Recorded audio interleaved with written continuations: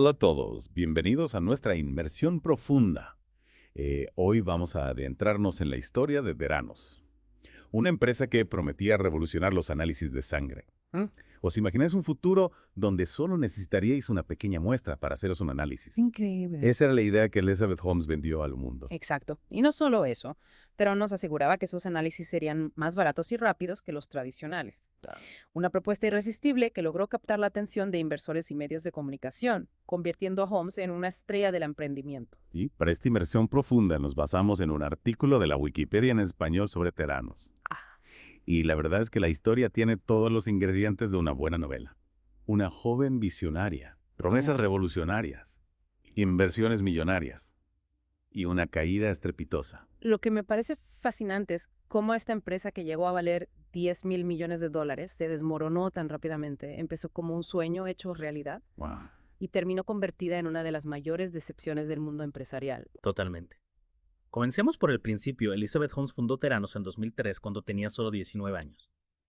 Dejó la Universidad de Stanford para perseguir su visión de transformar la industria de los análisis de sangre. Es increíble pensar en la audacia de Holmes, abandonar una universidad tan prestigiosa para crear una empresa desde cero, en un sector tan complejo como el de la salud.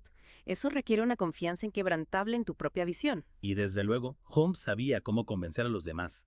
Theranos recaudó más de 700 millones de dólares de inversores, atraídos por la promesa de revolucionar un mercado que en Estados Unidos mueve 72 mil millones de dólares al año. Estas inversiones masivas convirtieron a Theranos en un unicornio, una empresa emergente con una valoración superior a los 1.000 millones de dólares. La prensa la adoraba, la comparaban con gigantes como Uber o Airbnb. Increíble. Y no solo eso. Theranos logró firmar alianzas con grandes empresas como Safeway y Walgreens. Imaginad poder haceros un análisis de sangre mientras hacéis la compra en el supermercado.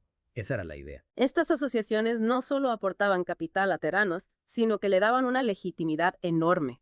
Si empresas tan consolidadas como Safeway y Walgreens confiaban en su tecnología, era porque debía ser realmente revolucionaria, ¿no? Exacto. La imagen de Theranos era impecable. Incluso gigantes farmacéuticos como GlaxoSmithKline y Pfizer colaboraron con ellos en ensayos clínicos. Parecía que la empresa estaba destinada a cambiar el mundo. Sin embargo, es importante destacar que en ese momento la tecnología de Theranos no había pasado por un escrutinio riguroso, la FDA, la agencia que regula los medicamentos y alimentos en Estados Unidos.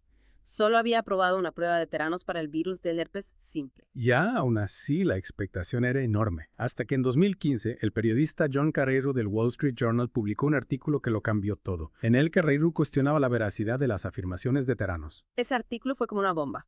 Carreiro reveló que Theranos estaba utilizando máquinas tradicionales de análisis de sangre en lugar de sus propios dispositivos. Los famosos Edison y que existían serias dudas sobre la precisión de sus resultados. Madre mía. Y aquí es donde la historia da un giro dramático.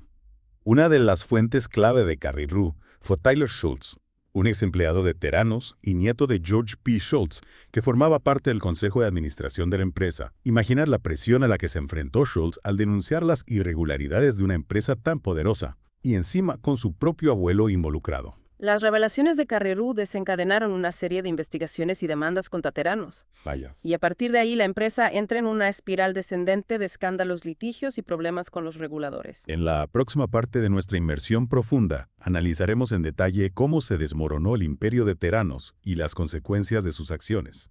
No os lo perdáis. Retomemos nuestra inmersión en el caso Theranos. Vale. Tras las revelaciones de Carreiro, la empresa se enfrentó a una tormenta perfecta. Investigaciones de las autoridades sanitarias, demandas de inversores y socios, e incluso el escrutinio de los propios pacientes. Es que las implicaciones eran enormes. Hablemos de análisis de sangre, una herramienta fundamental para diagnosticar y tratar enfermedades. Si los resultados de Theranos eran inexactos, la salud de miles de personas podía estar en peligro. Exactamente. Y las investigaciones revelaron que la FDA, la agencia que regula los medicamentos y dispositivos médicos en Estados Unidos, ya había recibido consultas sobre Theranos en 2012. Si ya habían sospechas sobre Theranos, ¿por qué la FDA no actuó con más contundencia desde el principio? Bueno, la FDA tiene una tarea compleja. Debe garantizar la seguridad de los pacientes, pero también fomentar la innovación. En el caso de Theranos, al principio, la FDA actuó con cautela, pero tras las revelaciones de Carreyrou, intensificaron su escrutinio. Claro. Y no solo la FDA. Los centros de servicios de Medicare y Medicaid también conocidos como CMS, llevaron a cabo una inspección exhaustiva del laboratorio de Theranos en Newark, California, en 2015. Lo que encontraron los inspectores fue realmente preocupante. Las condiciones del laboratorio no cumplían con los estándares de calidad y seguridad. Detectaron deficiencias en los procesos, desde la validación de los contenedores de recolección de sangre hasta los protocolos de control de calidad. Es decir, que había fallos en prácticamente todos los niveles. ¿Y qué consecuencias tuvieron estos hallazgos? Pues los CMS impusieron sanciones severas a Theranos, incluyendo la revocación de su licencia para operar el laboratorio y la prohibición a Elizabeth Holmes de dirigir un laboratorio durante 2 años. Un golpe durísimo para la empresa y su imagen. Pero no se quedaron ahí los problemas, ¿verdad? No, en absoluto. Theranos también se enfrentó a una avalancha de demandas. Inversores que se sentían engañados, socios comerciales como Walgreens, que querían romper sus acuerdos. E incluso pacientes que alegaban haber recibido resultados inexactos y que como consecuencia habían tomado decisiones médicas equivocadas. Imagino que estas demandas reclamaban grandes sumas de dinero. Así es. Las demandas alegaban una variedad de delitos, desde fraude publicidad engañosa, hasta violación de contratos e incluso negligencia médica.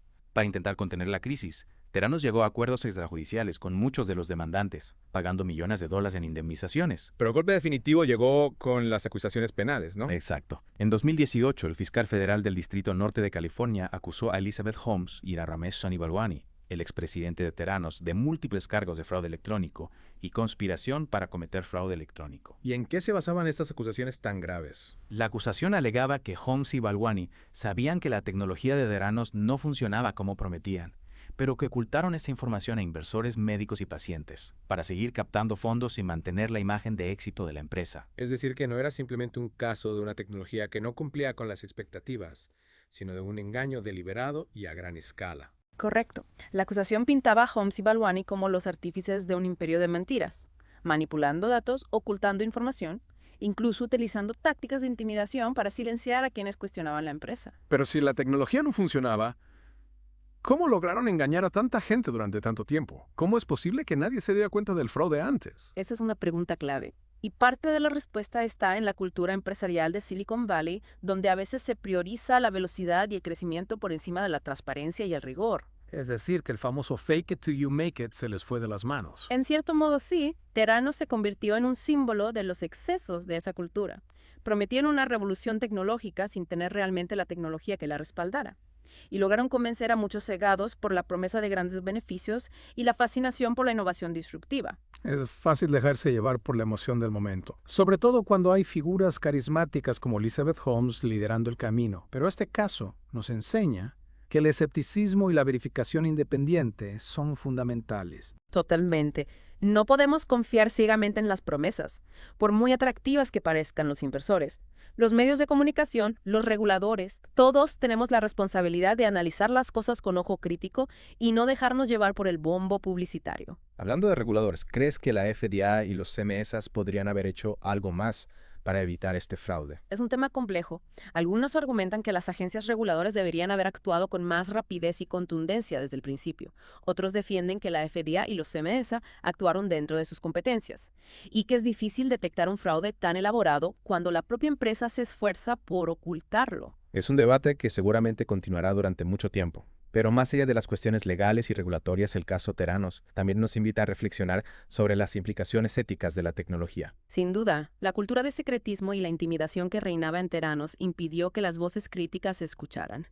Los empleados que expresaban sus dudas eran silenciados o incluso despedidos. Es un recordatorio de que la innovación tecnológica debe ir acompañada de una ética sólida.